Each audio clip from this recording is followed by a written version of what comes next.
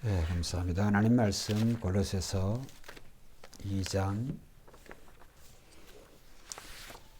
6절 7절 두 절만 보겠습니다. 골로새서 2장 6절 7절.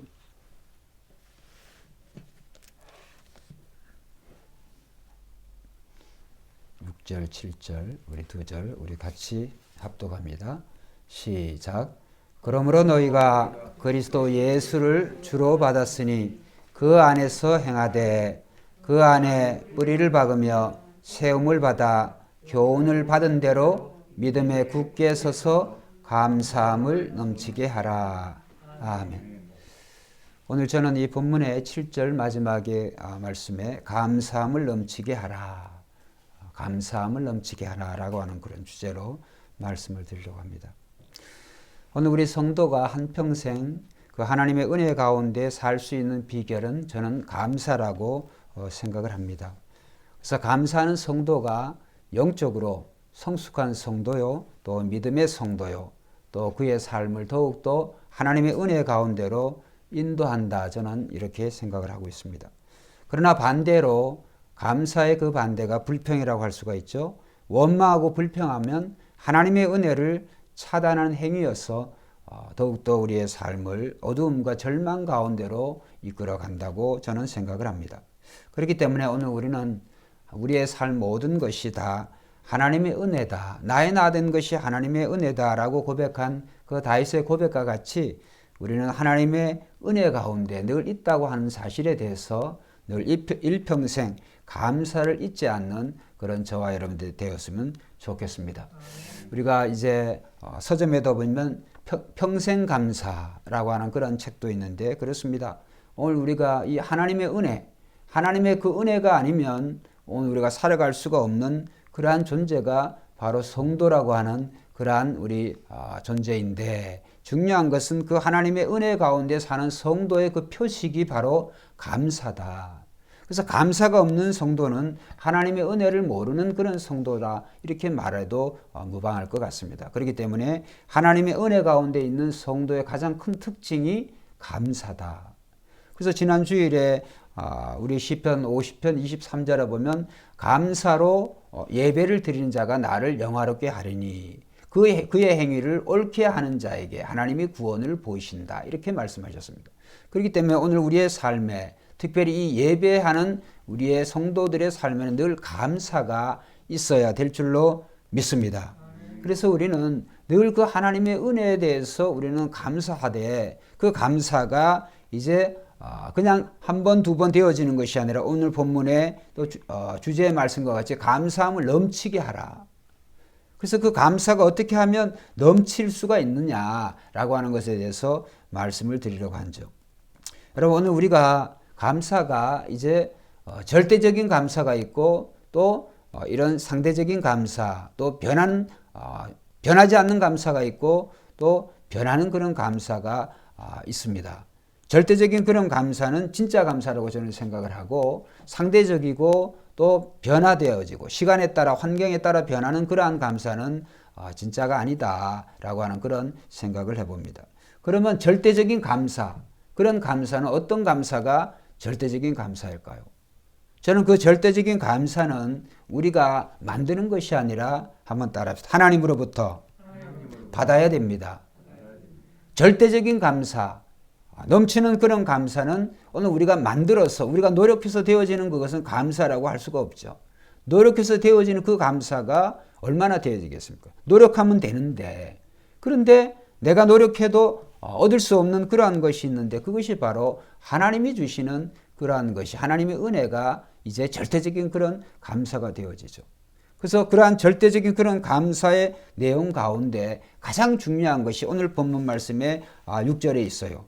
자, 6절에 다시 한번 읽어봅니다. 시작. 그러므로 너희가 그리스도를 예수를 주로 받았으니 그 안에서 행하되. 첫째 너희가 보면 그러므로 너희가 그리스도 예수를 뭐로 받았어요? 주로 받았으니. 그래서 그리스도 예수를 주로 받았다라고 하는 그런 말이 나와요. 그래서 우리는 내가 예수를 믿는 것 같지만 사실은 오늘 하나님이 선택하시고 작정하셔서 오늘 저와 여러분들이 하나님의 자녀가 되어진 것이죠. 그렇기 때문에 오늘 우리가 예수 그리스도를 나의 구세주로, 나의 주님으로 받았다고 하는 이 사실이 오늘 우리가 가장 큰 그런 일평생 우리가 잊지 말아야 될 그런 감사고, 날마다 우리가 감사해야 될 가장 큰 절대적인 감사가 예수 그리스도가 나의 주요, 나의 구세주라고 하는 사실에 대해서, 이 사실이 우리는 잊을 수 없는 그런 감사다라고 그런 생각을 해볼 수가 있습니다. 그렇기 때문에 오늘 우리는 이 예수 그리스도가 누구신가, 바로 나의 주요, 나의 구세주, 나의 메시아이심을 우리가 알므로 진정한 감사가, 우리가 또 완전한 감사가 우리의 삶에 넘치게 된다. 그렇습니다. 오늘 우리의 삶의 주인이 자기 자신이라고 생각한다면, 자기 자신이라고 생각한다고 한다면 그러한 감사가 얼마나 되어지게 되세요. 왜? 인간이 연약함 가운데 늘 죄 가운데 태어나서 죄로 먹고 마시고 살아가는 그러한 존재가, 그 감사거리가 얼마나 되겠습니까? 그러나 중요한 것은 오늘 우리의 삶의 주인이 내가 아니라 생명을 주신 하나님이요, 또 나를 예수 그리스도를 통하여서 오늘 죄에서 구원해 주신 예수 그리스도라고 우리가 생각을 할 때, 또 그 사실을 우리가 잊지 않을 때 우리는 늘 감사할 수가 있습니다. 그렇기 때문에 오늘 우리의 삶의 주인이 누구인가를 우리가 잊지 않고 늘 살아갈 때 우리는 감사할 수가 있다. 그래서 나의 주인이 예수 그리스도시라고 한다고 한다면 오늘 우리는 어떤 상황과 어떤 환경 속에서 우리는 그 주인을 기억하고 그 주인을 의지함으로 말미암아 우리는 감사가 넘치게 될 수가 있습니다. 그렇습니다. 그래서 우리가 예수 그리스도가 나의 주인임을 잊지 않을 때 우리는 감사가 넘치게 되어진다. 우리가 마가복음 5장에 보면, 그 5장 25절로 34절에 보면 12해를, 즉 12년을 혈루증으로 앓은 여인이, 그가 정말 많은 그런 고생을 하고 가진 그런 돈도, 가진 것도 다 허비를 하고 아무런 소망 없이 살아가는 이 여인에게 희망의 메시지가 들려졌는데, 바로 예수 그리스도가 자기 동네를 지나가신다고 하는 그러한 얘기를 듣고, 이 여인이 이 12해를 12년을 혈루증으로 앓은 이 여인이 그 예수 그리스도의 옷자락을 만질 때 그 여인은 정말 그를 괴롭히고 있는 그런 질병에서 자유함을 얻게 되어졌습니다. 중요한 것은 예수 그리스도를 그가 순전히 의지하고 그를 붙잡을 때 그는 감사할 수 있는 그런 감사거리가 일평생 되어지는 것이죠. 그 여인이 많은 사람, 그러니까 마가복음 5장 24절에 보면 많은 의원에게, 그러니까 많은 의사들에게 도움을 요청했지만 의사들이 도움을 주지를 못했어요. 그리고 가지고 있는 모든 그러한 돈들을 다 허비를 했어요. 그런데 이제 더 많은 의원이나 더 많은 돈이 있었다고 한들 그 여인의 문제가 해결이 되어졌느냐? 해결이 될 수가 없다고 하는 것이죠. 그러니까 이 혈루증 앓은 그 여인의 모습 속에서 오늘 우리도 마찬가지다. 오늘 우리가 그러한 어떤 병을 걸리면 의사를 의지하기도 하고 또 약을 의지하기도 하고, 또 우리가 우리의 삶이 어려우면 또 그런 돈을 의지하기도, 물질을 의지하기도 하는데, 결국은 이러한 것들은 다 없어지고 이러한 것들은 결국은 우리가 신뢰할 수 없는 그러한 것이 되어진다라고 하는 것을 우리가 생각하게 될 때, 오늘 우리의 삶이 가난할 때든지 우리가 부유할 때든지 건강할 때든지 아니면 약할 때든지 언제나 예수 그리스도를 신뢰하시고 예수 그리스도가 나의 주인이심을 잊지 않아야 될 줄로 믿습니다. 그래서 예수 그리스도가 나의 주인이 될 때 그 예수 그리스도가 누구이시죠? 내 인생의 주관자일 뿐만이 아니라 온 우주 만물의 창조자요, 주관자요, 지금도 다스리고 계시는 주님이 우리가 믿는 그 예수님이기 때문에 세상의 그 어떤 것보다도 예수님을 나의 주인으로 생각하고 또 잊지 않고 살아갈 때 우리의 삶은 절대로 슬프지가 않습니다. 그리스도에게서 모든 것이 다 나옵니다. 사람에게서 피조물에서 나오는 것들은 변하고 또 없어지고 우리를 실망하게 만들지만, 그러나 예수님에게서 나오는 것은, 즉 예수 그리스도와의 나와의 관계에서 오늘 나의 주인이심을 우리가 알 때 우리의 뱃속에서, 우리의 마음에서 끊임없이 솟아나는 그런 생명의 샘물이 된다. 그래서 그것은 요한복음 4장의 수가성의 우물가의 여인이 바로 그런 여인이죠. 그 여인은 한평생 참 불쌍한 그런 여인이었지만 예수 그리스도를 만남으로 말미암아 이제 그녀의 주인이 예수 그리스도이심을 그가 깨달을 때 그녀의 뱃속에서 예수님의 말씀처럼 영원토록 솟아나는 그런 샘물이 되어졌다. 그래서 우리는 이 세상에 우리 지금까지도 하나님의 은혜로 우리가 살아왔지만 이후로도 예수 그리스도가 나의 주인이요 나의 구세주이심을 절대로 잊지 않는다고 한다면 우리는 늘 감사할 수 있는 또 감사가 넘치는 그런 삶을 살게 되는 것이죠. 그래서 첫째, 우리가 감사함을 넘치는 그런 삶을 살라고 그런다고 한다면 한번 따라합시다. 구원의 은혜를 생각하는 것입니다. 구원의 은혜. 그래서 우리가 세상에서 여러 가지 많은 것들 중에서도 우리는 정말 우리를 구원해 주신 그 예수 그리스도를 생각할 때 우리는 감사할 수가 있습니다. 다른 것은 다 잊어버리고 다 없어진다고 할지라도 나를 구원해 주신 그 예수 그리스도. 그래서 그 예수 그리스도를 우리가 신뢰할 때 우리는 전부를 가졌다. 그러나 예수 그리스도를 믿지 않고 그리스도를 잊어버릴 때 우리의 삶에 우리 순간순간 또 우리의 일평생이라 할지라도 우리는 절대로 감사할 수가 없어요. 그래서 예수 그리스도가 나의 인생의 주인임을 잊지 않을 때 우리는 믿음의 선조들처럼 언제나 우리는 감사할 수가 있습니다.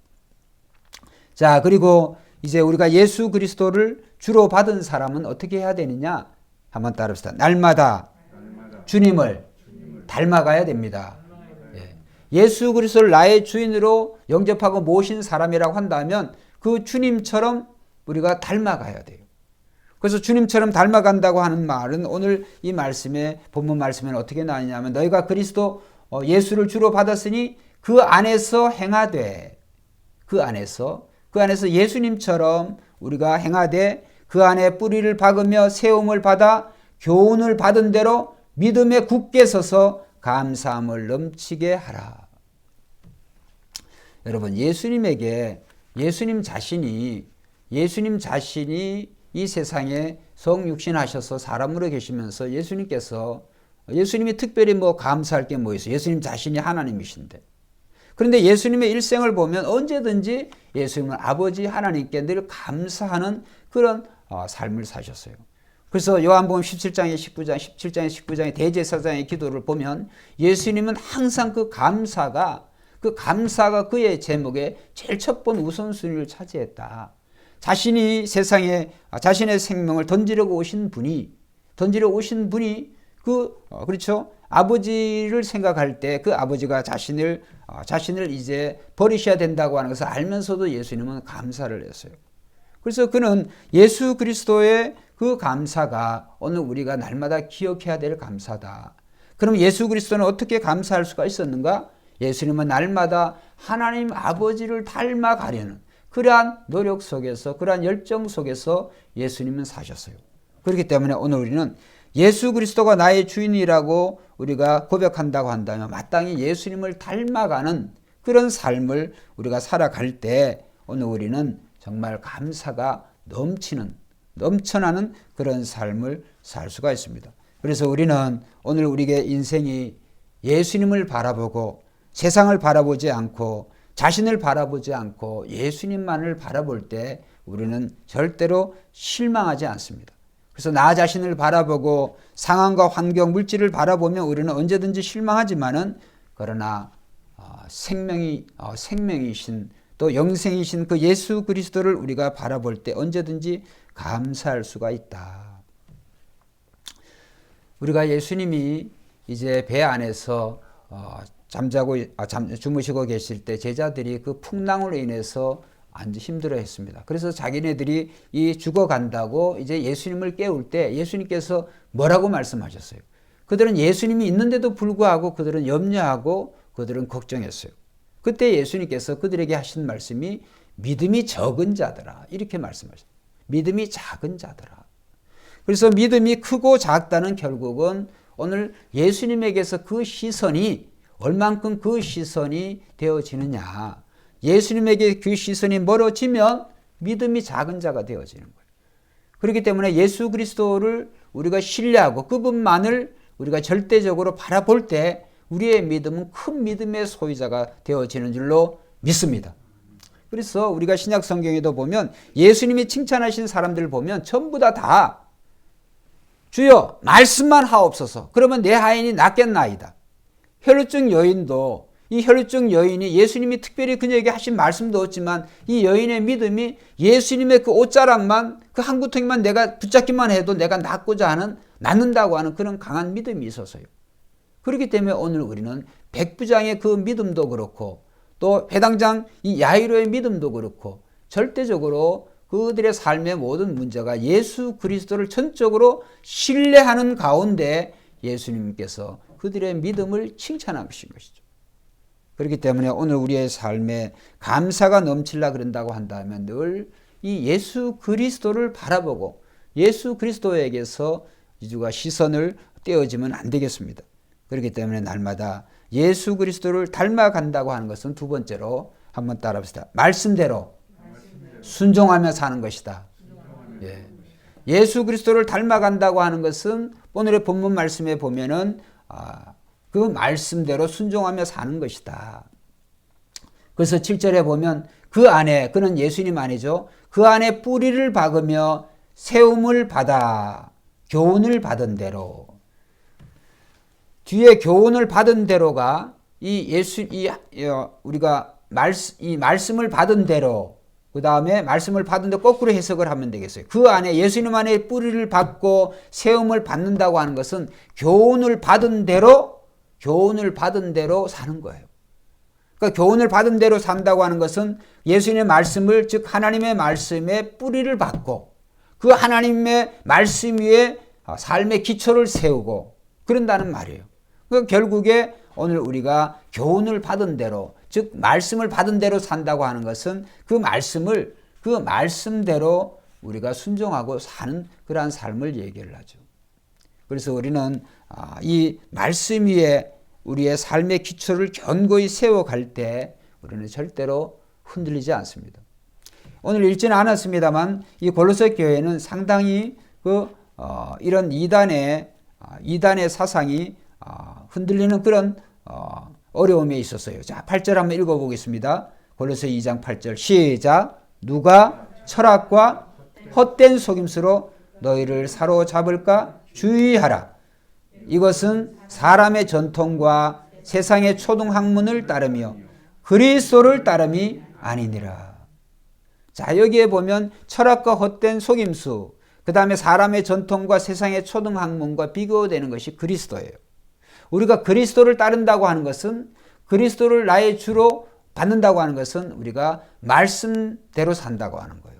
그 말씀 위에 우리의 삶의 기초를 세운다고 하는 거예요. 그러니까 결국은 그리스도는 눈에 보이지 않지만 말씀은 우리에게 있어요. 그렇기 때문에 우리는 그 말씀 위에 우리가 믿음을 세우고 그 다음에 그 말씀대로 그 교훈대로 우리가 살아갈 때 우리는 감사함이 넘치는 삶을 살 수가 있는 것이죠. 여러분 우리가 이단에 빠지는 사람들 보면 그들이 다죠. 그들이 다 이단에 빠진다고 하는 것은 그들이 예수 그리스도 위에 즉 말씀의 기초 위에 믿음을 견고히 세우지를 못했기 때문에 그러죠. 그래서 그 말씀 위에 우리가 믿음을 또 우리의 신앙을 세우지 못하면 이제 이단에 넘어가는 사람들이 자기의 욕심 위에 그렇죠? 자기의 욕심 위에 이제 그 이단의 그러한 사상들이 그 욕심 위에 기초를 세워지니까 이제 모두가 다 무너지는 것이죠. 얼마 전에 우리가 며칠 동안 우리 엄태구 씨가 나온 그 드라마가 있더라고요. 그래서 뭐 작년에 끝났다고 그러는데 저희는 그거를 텔레비가 없으니까 이제 휴대폰으로 이제 구해줘 2라고 하는 거를 봤어요. 구해줘 2. 거기 보면 이제 엄태구 씨가 주연 배우로 나오는데 그거 보니까 참 그 수몰 지역에 나오는 그런 보상금을 탐내는 그런 사기꾼이 장로님의 행시를 하고 그 장로가 또 목사를 끌어들여 가지고 목사도 결국은 그러한 장로의 그런 장로의 게임에 그 사기에 들어가가지고 결국은 그 목사도 목회자도 타락하게 돼요. 결국은 사이비 집단의 교주가 되어지는 그런 이제 드라마인데, 그걸 보면서 참 기독교가 오늘날 정신 차리지 아니하면 그 사이비 기독교의 모습이나 오늘날 교회의 모습이나 큰 차이가 없다, 이런 생각이 듭니다. 그 결국은 교회의 교인들이 수몰 지역에 그 보상금을 받은 사람들이 그 교회 교인들인데, 목적이 뭐냐 하면 그들이 받은 그 돈을 가지고 이제 천국에 들어가는 거거든요.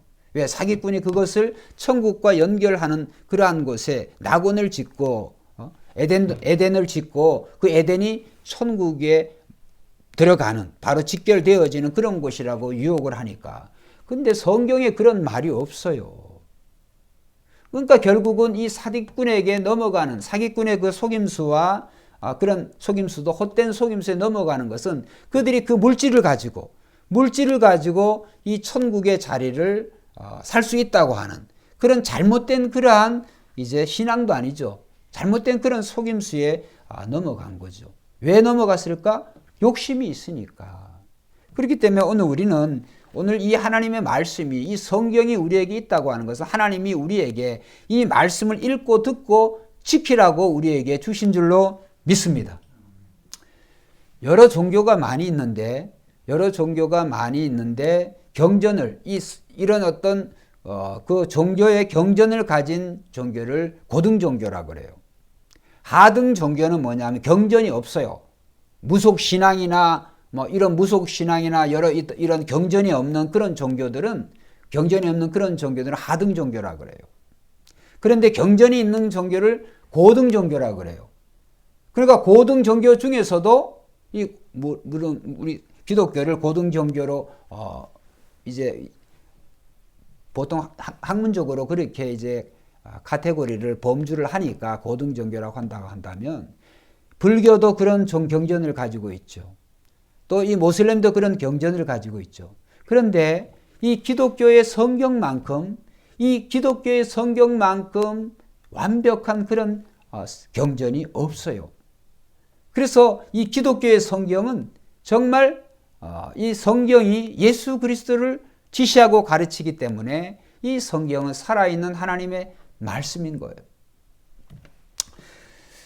자, 저와 여러분들은 예수님에 대해서 의심을 하지 않지만 예수님이 스스로 자기가 하나님이라고 하셨어요. 그러면 그것을 이제 우리가 한 세 가지 정도로 생각을 해볼 수가 있거든요. 첫째, 예수님이 사기꾼이거나, 그렇죠? 예수님이 한 세 가지로 예수님이 사기꾼이거나, 두 번째로 그 예수님이 정신병자이거나, 아니면 세 번째 진짜 예수님이 하나님이시거나, 세 가지 우리가 가정을 한번 해볼 수가 있어요. 그럼 예수님이 사기꾼이었다고 한 가정이 맞는다고 한다면, 지금까지 기독교가 예수님이 사기꾼이라고 하는데 지금까지 기독교가 있을 수가 있겠습니까? 없겠죠? 예수님이 정신병자다. 그렇잖아요? 제정신을 가진 게 자기가 신이라고 그러니까. 인간이 신이 된다고 하는 것은 유대계에서도 있을 수가 없는 일이고, 그다음 헬라 종교에서도 있을 수가 없는 일이에요. 자신이 신이라고 하는 유일한 분은 예수님 한 분이에요. 근데 예수님이 신이라고 한다면 두 번째 가정이 정신병자라는 거예요. 그럼 예수님이 정신병자라고 한다고 한다면 이 기독교가 어떻게 되겠습니까? 정신병자의 말을, 그 가르침을 가지고 지금까지 기독교가 존재해 있다. 잘못된 것이죠. 말이 안 되는 거죠. 그러니까 첫째, 예수님이 사기꾼이다. 그것도 기독교가, 오늘날의 기독교를 보면, 오늘날 성도들의 모습을 보면 그것이 아니라고 하는 것이, 시간을 가면 갈수록 그것이 아니라고 하는 것이 우리가 알고 있고, 그 다음에 오늘 두 번째로 예수님이 정신병자가 아니라고 하는 것도 우리가 알고 있고, 그러면 세 번째가 뭐예요? 결국은 예수님 말씀대로 예수님이 하나님이시라고 하는 것을 인정하는 것이, 이걸 안 믿는 사람들도 이성을 가진 사람이라고 한다면 인정할 수밖에 없어요.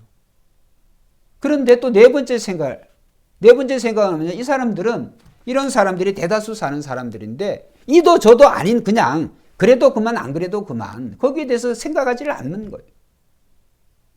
여러분 저와 여러분들은 예수님의 말씀대로 예수님이 세상에 오신 하나님이신 줄로 믿습니다. 근데 안 믿는 사람들 한번 보세요. 예수님을 안 믿는 이유 보면 뭐 이래저래 어떤 핑계를 대겠지만 가만히 물어보면 별다른 그런 답변을 해주지를 못해요. 그런데 오늘 저와 여러분들은 정말 하나님의 은혜로 예수 그리스도가 하나님이심을, 세상에 오신 하나님이심을 믿어지는 거예요. 예수님의 제자 이 도마도 부활하신 예수님을 자기 눈으로 보고 만지기 전까지는 믿지를 않았어요. 그래서 도마의 신앙과 믿음은 그랬어요. 그런데 우리는 도마의 신앙과 믿음이 아니라 성경에 기초한 그러한 믿음이기 때문에 우리는 한번 따라서 보지 않고도 믿어진다. 너는 나를 보는 거로 믿느냐? 보지 않고 믿는 자가 더욱더 복되다 그랬어요. 그렇기 때문에 어떻게 우리가 보지 않고 믿을 수가 있는가? 성경이 있으니까. 모든 성경이 예수 그리스도를 가르치고 모든 성경이 하나님이 기록하신 말씀인 줄 우리가 믿기 때문에 예수님 믿어지는 거예요. 성경이 안 믿어지면 예수님이 하나님이시면 믿을 수가 없어요. 그래서 복음이 증거돼야 되는 것이죠. 그래서 말씀드렸죠. 좀 전에 예수님이 하나님의 아들이시다. 예수님이 구세주시다. 구세주이다 아니다. 거기에 대한 것은 세 가지. 첫째, 예수님이 사기꾼이라고 생각하거나 둘째로 정신병자로 생각하거나 아니면 예수님을 하나님으로 인정해야 되거나. 그런데 안 믿는 사람들은 이도 저도 아니에요. 그냥 딱히 설명도 못하면서 안 믿는 거죠. 불쌍한 사람들이죠. 그 외에 또 뭐가 있겠어요. 그런데 우리는 그 사실이 믿어져요. 왜? 하나님의 말씀, 이 성경에 우리가 뿌리를 받고 있기 때문에, 성경에 우리의 믿음을 우리가 세우고 있기 때문에 그 말씀이 믿어지는 줄로 믿습니다. 그래서 오늘 본문 말씀이 그래서 중요한 거예요. 그러므로 너희가 그리스도 예수를 주로 받았으니 그 안에서 행하되 그 안에 뿌리를 박으며 세움을 받아. 예수님 안에 뿌리를 받고 세움을 받는다고 하는 것은 그 다음 말씀, 교훈을 받은 대로 믿음에 굳게 서서. 그러니까 이 교훈이라고 하는 하나님의 말씀이죠. 이 하나님의 이 말씀을 받은 대로 우리가 믿을 때 우리는 우리의 신앙과 믿음은 견고한 그러한 믿음이 되어진다. 늘 감사가 넘치는 그런 삶을 살 수가 있다고 하는 것이죠. 그래서 우리는 정말 일평생 감사가 넘치는 그런 삶을 살려고 할 때 우리는 말씀 위에 우리가 신앙을 바로 세워질 때 우리는 감사가 넘치게 될 줄로 믿습니다. 결국은 믿음 위에라고 하는 말은 말씀 위에라고 하는 말은 예수 그리스도 위에 신앙의 기초를 세운다고 하는 거예요. 그래서 성도의 믿음이 어디에 있느냐? 그것은 말씀 위에 있다. 그 다음에 말씀 위에 있다고 하는 것은 그리스도 위에 있다고 하는 거예요. 그렇기 때문에 오늘 우리는 유대인들은 표적을 찾고 헬라인은 지식을 찾지만 우리는 살아계신 예수 그리스도를 우리가 찾는 자인 줄로 믿습니다. 그렇기 때문에 오늘 우리는 정말 우리의 믿음이 말씀 위에 기초를 세우고 있다. 그래서 믿음은 들음에서 나고 들음은 그리스도의 말씀으로부터 난다고 하는 말씀을 성경에 기록이 되어 있고 주님 자신의 그러한 말씀으로 우리가 알고 있기 때문에 우리가 베레아 성도들과 같이 날마다 말씀을 읽고 깊이 묵상해야 될 줄로 믿습니다. 그래서 성경을 사랑하는 사람, 성경을 가까이 하는 나라가 복받은 나라예요. 성경을 늘 가까이 하는 나라. 유대인들은 참 여러 가지로 지금도 예수 그리스도를 세상에 오신 하나님을 인정하지 않지만 칭찬해야 될 부분이 성경을 가까이 이 사람들은. 신약은 안 믿지만 구약에 특별히 모세오경에 이것을 그들이 정말 손목에 메고 옷에다가 기록을 하고 또 여기에 이마에다가 메고 이렇게 하잖아요. 성경을 가까이 해요. 그런데 우리가 그것을 볼 때 꼭 이렇게 또 비유하기는 어렵습니다만 이 세계 그렇잖아요. 세계가 인정하는 그런 노벨상, 노벨상의 여러 종류가 있잖아요. 노벨 평화, 김대중 대통령이 받으신 노벨 평화상도 있겠지만 노벨 그런 물리 또 이런 의학 부분 여러 부분 이 노벨상의 그 수상자들의 절대 다수가 유대인들이라고 하는 거예요. 그러니까 이런 거를 볼 때 성경을 가까이 하는 사람은 하나님이 축복해 주신다. 그건 틀림이 없어요. 링컨 대통령이 미국의 역대 대통령 가운데 가장 성경의 사람이었어요. 성경을 가까이 한 사람. 그래서 우리가 그 이야기를 다 알고 있잖아요. 링컨의 어머니가 자기가 정말 죽기 전에 정말 그 링컨에게 그 성경, 그 부모가 보던 그 성경을 주면서 성경의 사람이 되어라 라고 할 때 그 링컨 대통령이 그 성경을 읽고 정말 전무후무한 그러한 대통령이 되었을 뿐만이 아니라 우리에게 참 감동을 주는 믿음의 사람으로서 존경과 칭찬을 받으시는 것이죠. 그렇기 때문에 오늘 이 성경은 폼으로 우리가 가정이나 교회에 비치하라고 하나님이 우리에게 주신 것이 아니고 그것을 읽고 지키라고 우리에게 주신 줄 믿습니다. 그래서 성경은 우리 인생이 반드시 참고해야 될 것이 아니고 참고서가 아니고 성경은 반드시 그대로 지키고 행해야 될 그럴 지침이에요. 때문에 우리는 하나님의 말씀이 명하는 대로 그렇게 살면 인생은 절대로 실패하지 않습니다. 그러나 성경대로 안 살고 자기의 경험과 지식으로 환경과 그런 상황에 따라서 우리가 살아갈 때 우리는 반드시 실패하게 되어 있어요. 그래서 우리는 오늘 이 성경은 어느 특정한 시대, 어느 특정한 나라에게만 적용되는 것이 아니라 모든 나라, 모든 백성에게 다 적용되는 그러한 진리라고 하는 것을 우리가 생각해 볼 때 하나님을 믿고 따르는 그런 사람들은 반드시 이 성경의 사람, 성경의 음성에 귀를 기울여야 될 줄로 믿습니다. 아브라함은 여러 가지 면에 있어서 참 훌륭하고 그렇습니다만 또 실수도 많은 사람이에요. 아브라함이. 그런데도 불구하고 아브라함이 참 칭찬할 수밖에 없는 그 결과가 아브라함은 말씀 순종의 사람이었다. 여러분 100세에 낳은 자식을 100세에 낳은 자식 낳자마자 바치라고 한 것도 아니고 하나님이 아브라함을 바치라 그럴 때 하나님이 아브라함에게 이삭을 바치라고 할 때 이삭의 나이가 티네이저 정도 되었어요. 13, 14살 정도 되어졌는데 그때 13살이면은 중학생이면은 어느 정도 되나요? 몇 살 정도 되려나? 그 정도 될 것 같은데 그 중학생 정도가 되어졌는데 그 자식을 제물로 바치라 그래 그걸 순종할 사람이 어디 있겠어요? 그런데 아브라함은 지체하지 않았습니다.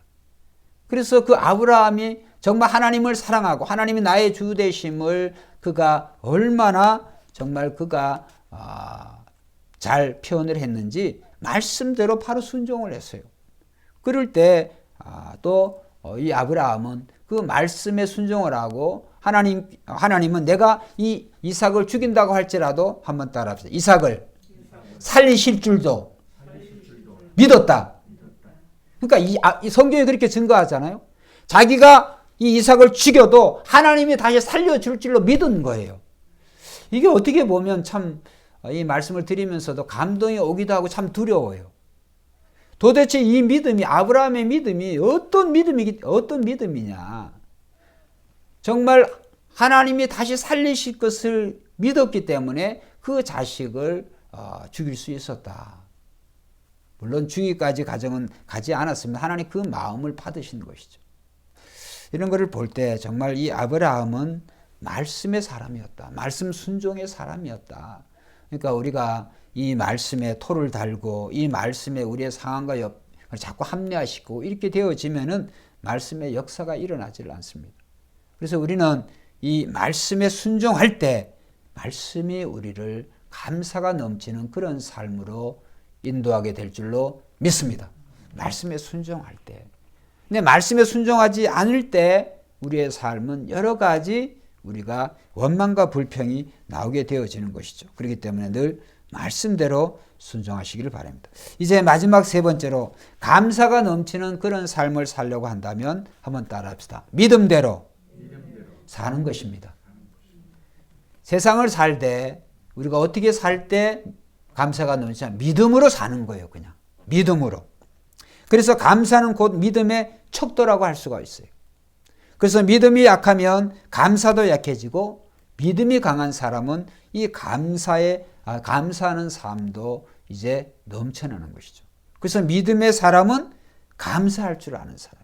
그래서 감사가 곧 믿음의 표현이요, 믿음의 척도라고 생각해도 되겠습니다. 믿음이 없는 사람들은요, 감사할 줄을 몰라요. 믿음이 없는 사람은. 그러나 믿음이 있는 사람은 믿음으로 물질이든 무엇이든지 드리지 우리가 그것을 생각하고 또 이성적으로 또 세상적으로 생각하지가 않습니다. 그래서 믿음의 예배, 믿음의 제사, 그것을 하나님이 기뻐하시는 것이죠. 그래서 감사는 한번 따라합시다. 감사는 환경의 문제가 아니라 믿음의 문제다. 감사는 환경의 문제가 아니라 믿음의 문제예요. 감사가. 환경이 좋은 환경에서 누가 감사하지 못할 사람이 어디 있겠어요? 환경이 나빠져도, 환경이 어려워져도 그 속에서 감사할 수 있는 것이 우리가 참 믿음의 사람이다. 왜 그럴까요? 그 예수 그리스도가 하나님이 우리의 주인 되심을 믿기 때문에 우리가 상황과 환경을 변하게 하시는 분도 하나님이심을 믿기 때문에 우리는 감사할 수가 있어요. 그렇기 때문에 오늘 우리는 믿음의 문제, 이 감사의 문제는 곧 믿음의 문제다.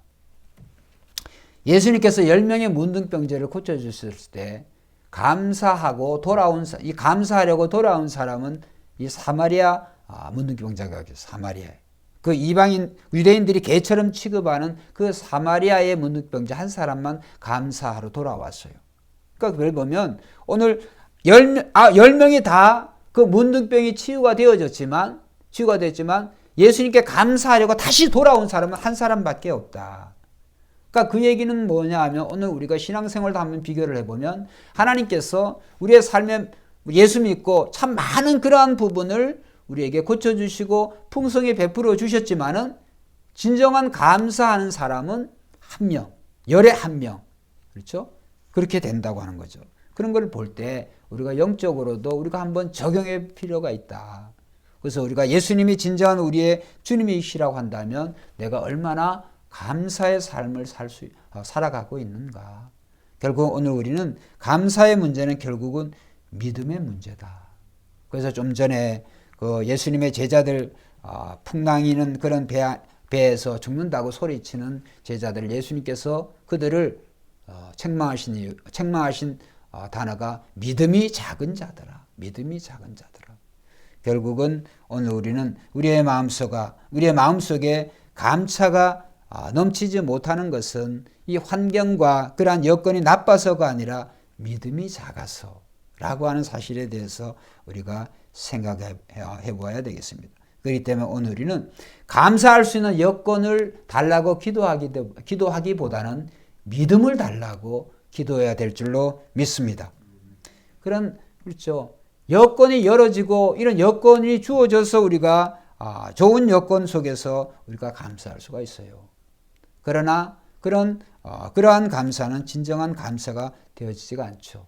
믿음은 그런 환경과 여건을 초월하는 것이죠. 그렇기 때문에 오늘 우리는 그 믿음의 본질이 예수 그리스도와 직결되어 있다고 한다면 나의 환경과 나의 처지와 나의 연약함까지도 우리는 그 연약함 속에서도 그 주님께 감사할 수가 있어요. 여러분, 예수님은 세상에 오셔서 많은 그런 고초 고난을 겪었지만은 그가 감사할 수 있었던 것은 아브라함처럼 예수님은 자기가 인류를 위해서 범죄한 인류를 위해서 다시 죽지만 다시 하나님이 살리실 줄로 믿었습니다. 할렐루야. 그래서 우리는 예수님의 믿음이 오늘 바로 그 믿음이 돼야 돼요. 그래서 우리는 어떤 상황 속에서도 하나님이 나의 인생의 주인이시라고 하는 첫 번째. 그래서 감사가 넘치려고 하면 하나님이 나의 인생의 주인이심을 우리가 고백하고 또 그대로 우리가 믿고 생활할 때 우리는 감사함이 넘치게 되는 거죠. 그래서 마태복음 16장 16절에 보면 사도 베드로가 고백을 했잖아요. 너희는 나를 누구라고 생각하느냐 할 때 주는 그리스도시요, 그죠? 살아계신 하나님의 아들이시니이다. 이렇게 고백할 때 예수님이 베드로의 그 믿음을 칭찬하시고 너의 고백 위에, 그 고백 위에 교회를 세우겠다. 예수님 이렇게 말씀하셨잖아요. 그렇기 때문에 결국은 오늘 우리는 말씀 위에 우리의 신앙의 기초를 잘 세울 때 우리는 감사가 넘칠 수가 있어요.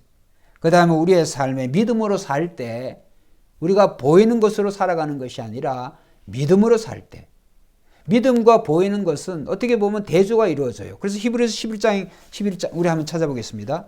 히브리서 11장 보면 우리가 믿음장이라고 그러잖아요.